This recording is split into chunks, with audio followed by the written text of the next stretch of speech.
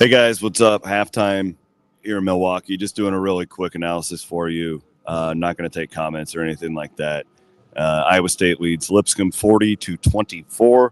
Wanted to give you some analysis as I look at the box score here.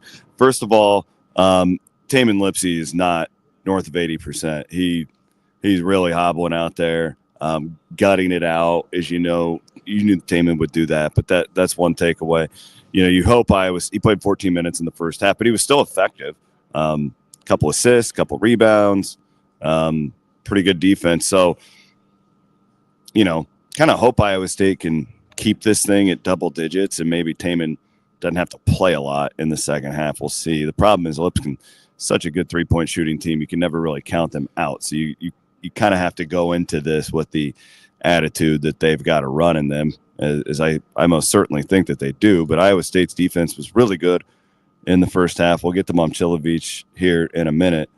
But, you know, really the key to me here as you look into the second half is what does Iowa State do on the glass, right? Because if they keep playing defense the way that they should, you know, Lipscomb didn't really – or they weren't prepared for this pressure, right, that Iowa State in the length and just the overall athleticism.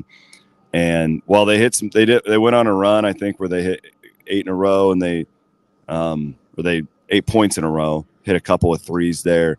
It's been really choppy on the offensive end for that team, and you credit Iowa State and the way they're D'ing up there. But yeah, I think you're naive to think that this team won't make a little bit of a run here, but as Iowa State keeps dominating the glass, it really should put you in a really good spot in the second 20 minutes. They were about even, and then Iowa State out-rebounds them 17-11. So Iowa State really in the last 10 minutes of that half just completely dominated the glass.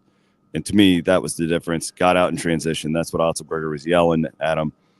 And then, I mean, we've got to talk about that half for Milan Mchilovich. 14 minutes, 17 points, 7 of 9, 3 of 4 from 3. And, you know, talked about this on some of the shows. Who's Iowa State's go-to guy? Boy, it feels like 22 is becoming that, right? Bloom and I had that conversation last week. It's like, yeah, you need a last-minute shot. Who do you last-second shot? And that's who I draw it up for, I said. And you can just see him, like, see this with these, you know, freshmen where it just often will take them a while to get the confidence to go out there and instead of being a guy to go out and be the man. And, boy, you could – it's that Houston game in the second half. We saw Milan, and it's just you can feel it coming. You can feel it coming. And he certainly took over the game for Iowa. And really, in a way, bailed Iowa State out there. Their offensive sets weren't great. They weren't getting into transition. But when you have one guy that you can just feed the ball to and he's going to do his thing, boy, that's nice. And that's what Milan was able to do. A couple stats for you. Points in the paint is where this one's a massive advantage to the Cyclones, 26-6. So, you know, you're just getting much better shots right now is Iowa State. The rebounding advantage +6 for Iowa State.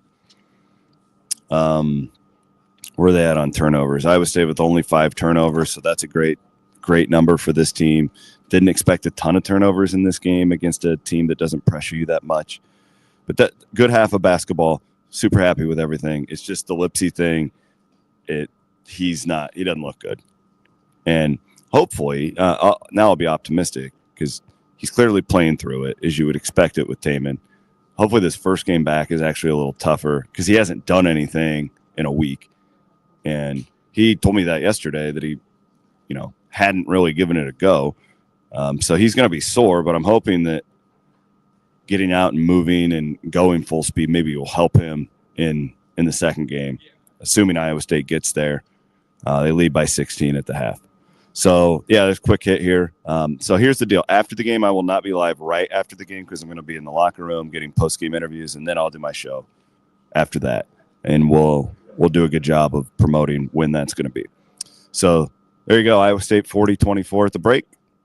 We'll be here shortly following the game, not right after, but shortly following the game for complete analysis as always.